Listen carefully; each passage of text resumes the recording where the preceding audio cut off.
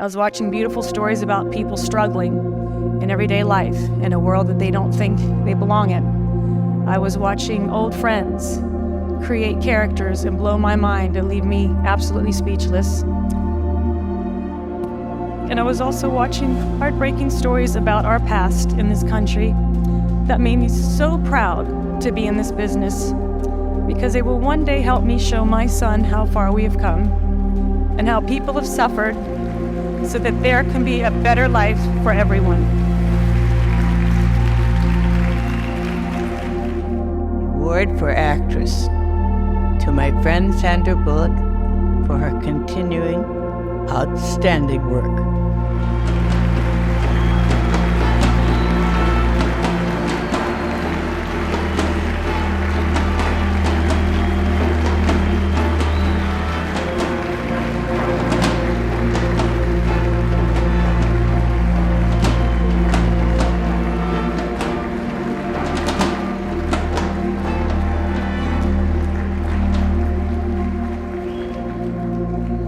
Thank you so much. Wow, I was watching everyone else's speech. No one looked down, everyone looked up, didn't look at a teleprompter. Following Bono. It's not a good night for me, Jenno. We're just not gonna have a good night. When you are told that you are to receive an honor like this from the Palm Springs International Film Festival, you spend the next couple of weeks crapping yourself over what you're gonna say.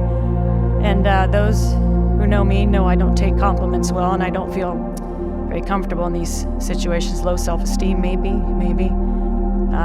time to go back into therapy, maybe. So I thought maybe it would be a nice, fun approach to this evening to maybe do something different. So I Googled myself, and I read the comments section, thinking I would get some tidbits of what people really think of me and, share them with you for, humorous purposes. Side note, no human being should ever read the comment section or Google oneself at any time. But I did learn a lot about myself. I did.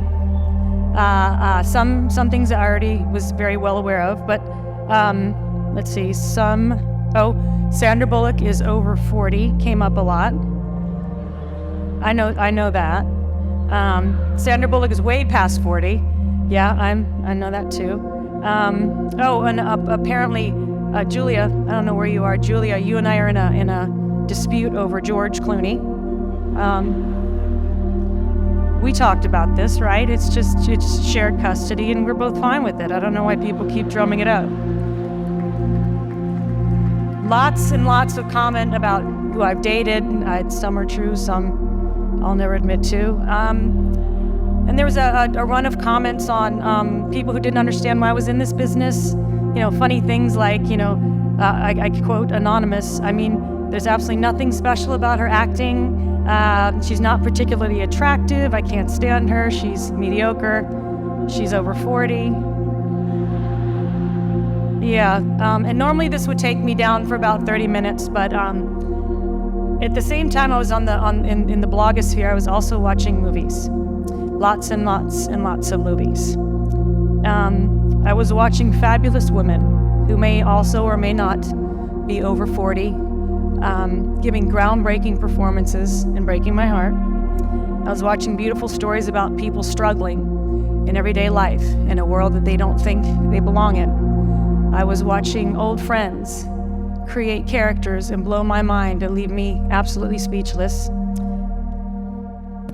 And I was also watching heartbreaking stories about our past in this country that made me so proud to be in this business, because they will one day help me show my son how far we have come and how people have suffered so that there can be a better life for everyone.